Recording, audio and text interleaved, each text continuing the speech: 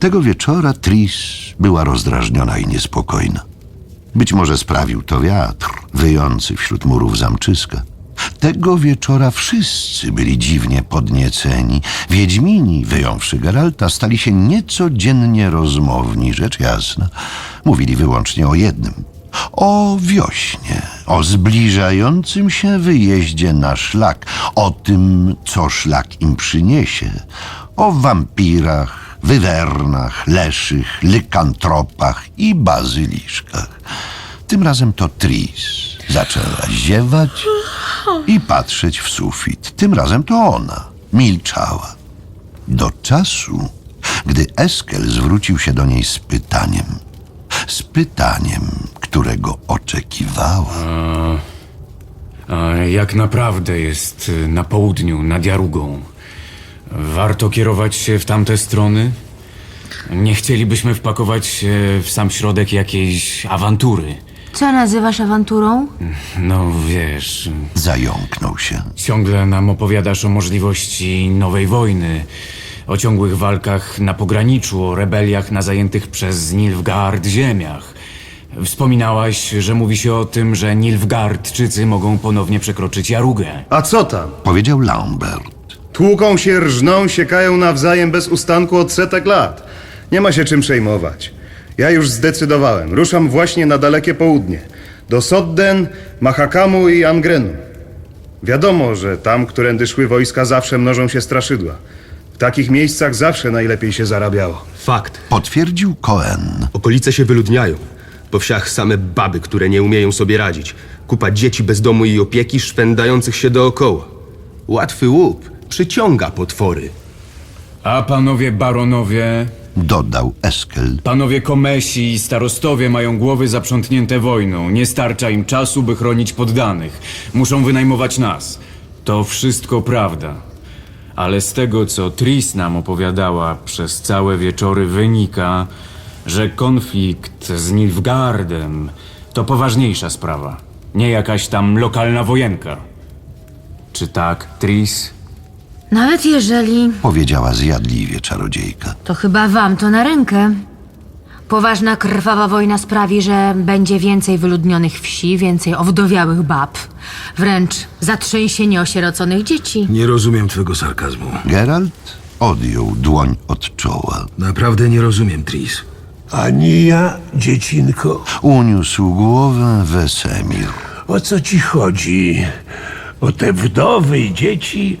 Lambert i Cohen gadają niefrasobliwie jak to młodziki, ale przecież nie słowa są ważne. Przecież oni... Oni tych dzieci bronią. Przerwała gniewnie. Tak, wiem o tym. Przed wilkołakiem, który w ciągu roku zabija 2 lub 3, podczas gdy nilfgaardzki podjazd może w ciągu godziny wyrżnąć i spalić całą osadę. Tak, wy bronicie sierot.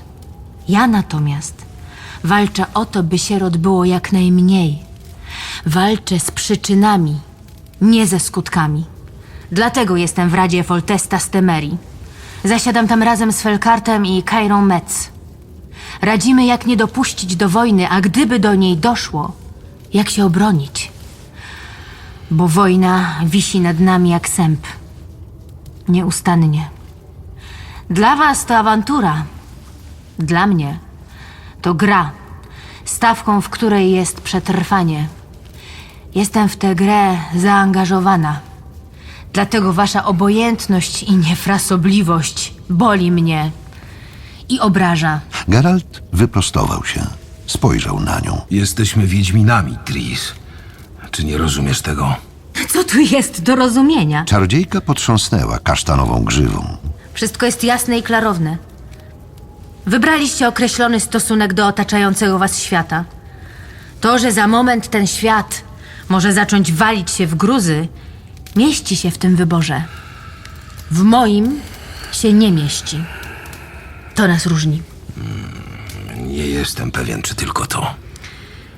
Świat wali się w gruzy. Powtórzyła. Można się temu bezczynnie przyglądać. Można temu przeciwdziałać. Jak? Uśmiechnął się drwiąco. Emocjami. Nie odpowiedziała, odwróciła twarz w stronę ognia huczącego w kominie. Świat wali się w gruzy. Powtórzył Cohen, kiwając głową w udanej zadumie. Ile razy ja już to słyszałem? Ja też. Wykrzywił się Lambert. I nie dziwota, bo to ostatnio popularne powiedzonko. Tak mówią królowie, gdy okazuje się, że do królowania niezbędna jest jednak odrobina rozumu. Tak mawiają kupcy, gdy chciwość i głupota doprowadzają ich do bankructwa. Tak mówią czarodzieje, gdy zaczynają tracić wpływ na politykę lub źródła dochodów. A adresat wypowiedzi powinien zaraz po niej oczekiwać jakiejś propozycji. Skróć więc wstęp, Tris, i złóż nam propozycję. Nigdy nie bawiły mnie utarczki słowne, Czarodziejka zmierzyła go zimnym spojrzeniem. ani elokwentne popisy służące temu, by drwić z rozmówcy. Nie zamierzam uczestniczyć w czymś podobnym. O co mi chodzi, wiecie aż za dobrze. Chcecie chować głowy w piasek. Wasza sprawa. Ale tobie, Geralt, dziwię się mocno. Tris, Białowłosy wiedźmin znowu spojrzał jej prosto w oczy. czego ty ode mnie oczekujesz? Aktywnego udziału w walce o ocalenie walącego się w gruzy świata? Mam zaciągnąć się do wojska i powstrzymać Nilfgaard? Powinienem, gdyby doszło do kolejnej bitwy o Soden, stanąć z tobą na wzgórzu, ramię w ramię i bić się o wolność? Byłabym dumna. Rzekła cicho, opuszczając głowę.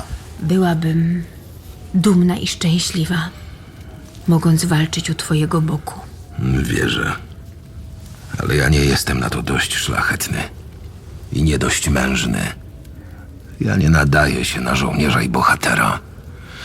Dojmujący strach przed bólem, przed kalectwem lub śmiercią nie jest jedynym powodem. Nie można zmusić żołnierza, by przestał się bać, ale można go wyposażyć w motywację, która pomoże mu przełamać strach. A ja takiej motywacji nie mam. Nie mogę mieć. Jestem wiedźminem. Sztucznie stworzonym mutantem zabijam potwory. Za pieniądze.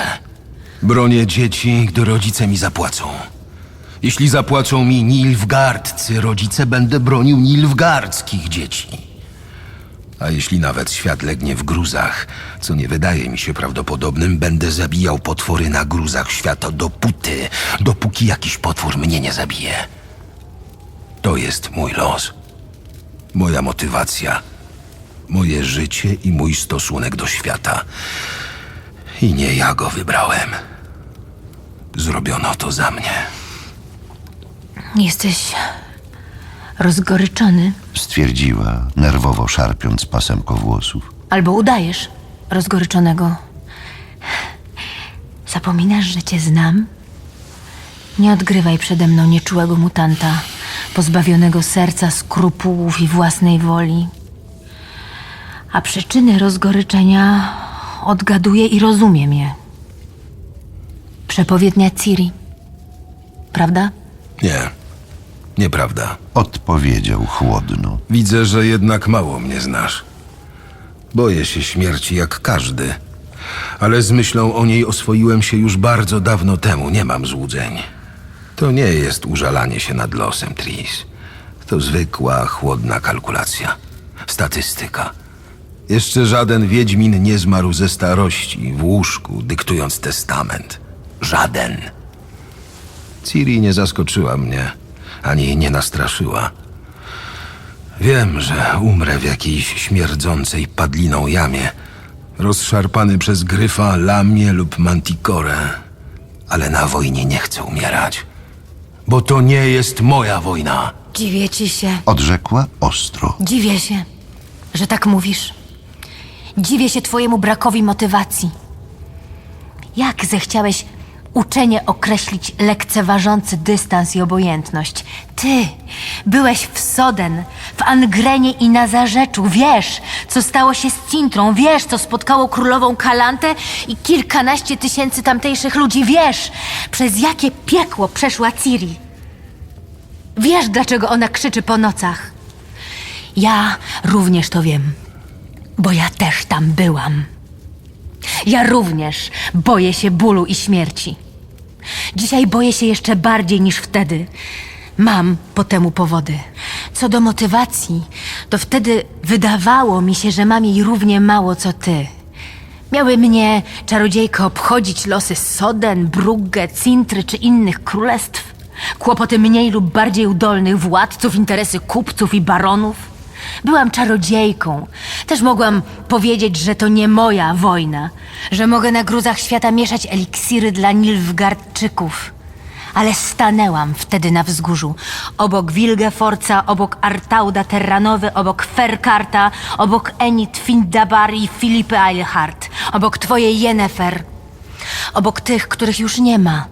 Koral, Joela, Vaniel. Był taki moment, że zapomniałam ze strachu wszystkich zaklęć oprócz jednego, za pomocą którego mogłam teleportować się z tamtego strasznego miejsca do domu, do mojej maleńkiej wieżyczki w Mariborze. Była taka chwila, że żygałam z przerażenia, a Yennefer i Koral podtrzymywały mnie za kark i włosy.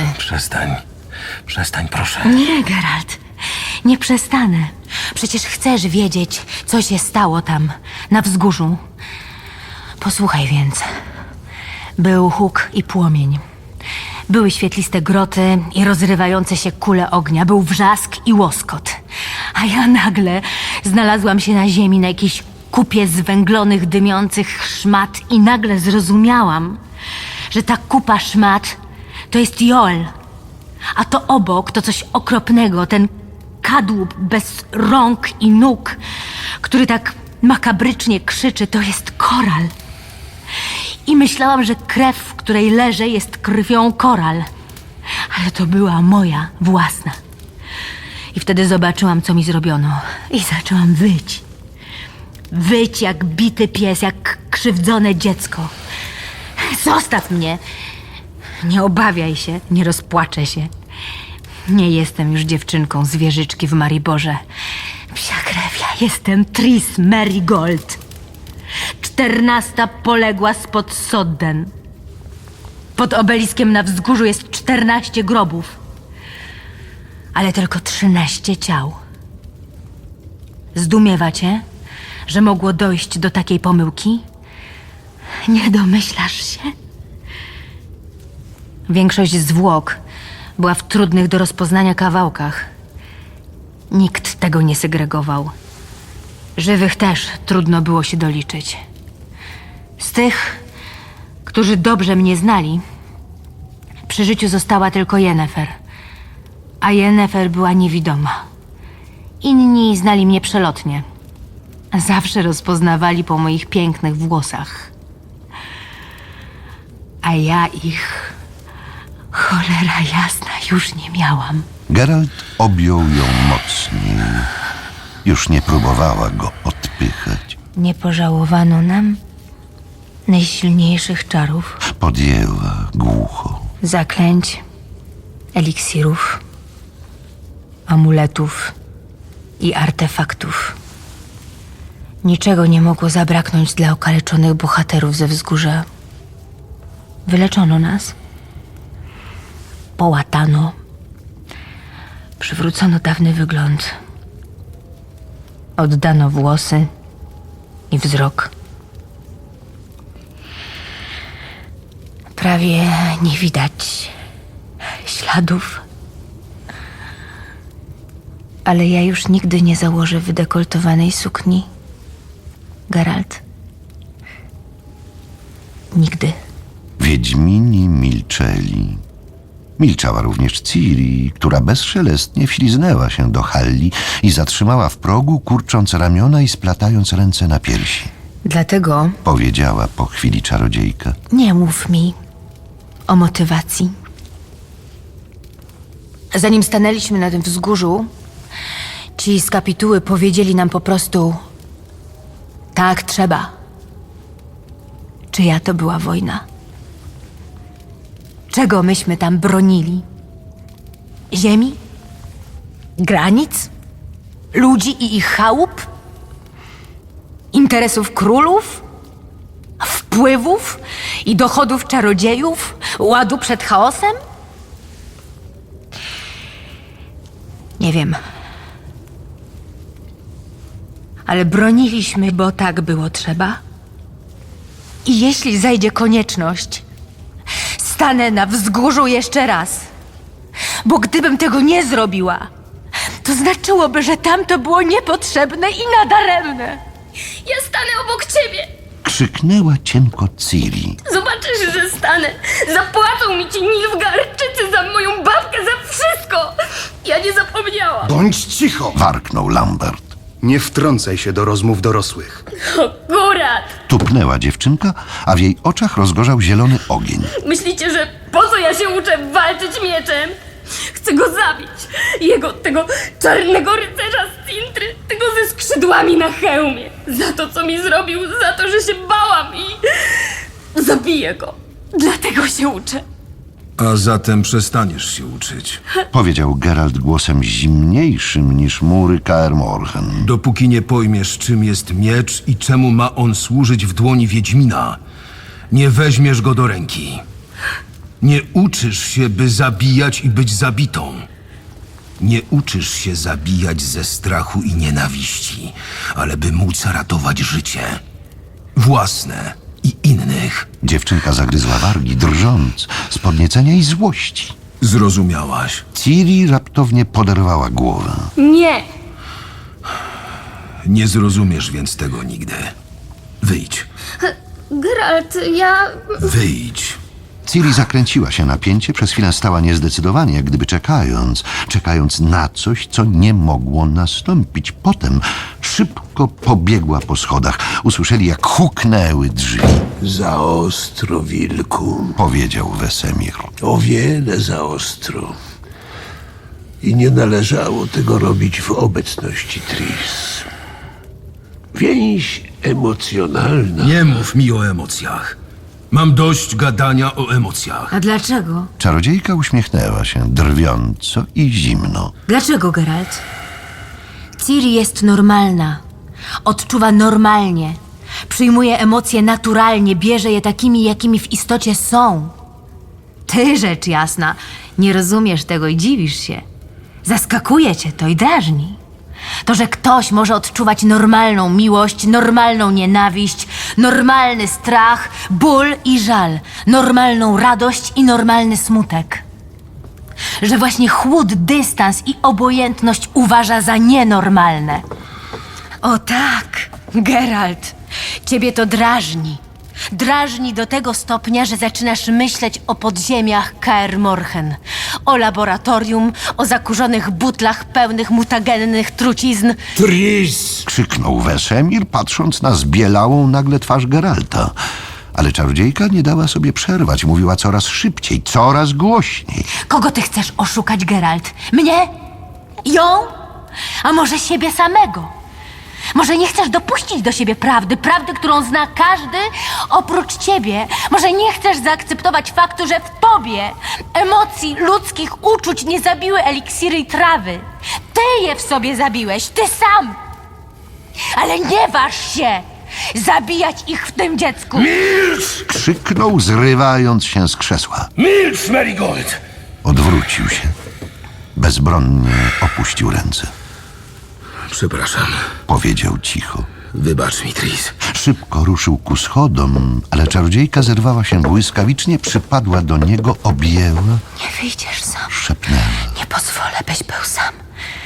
Nie w tej chwili.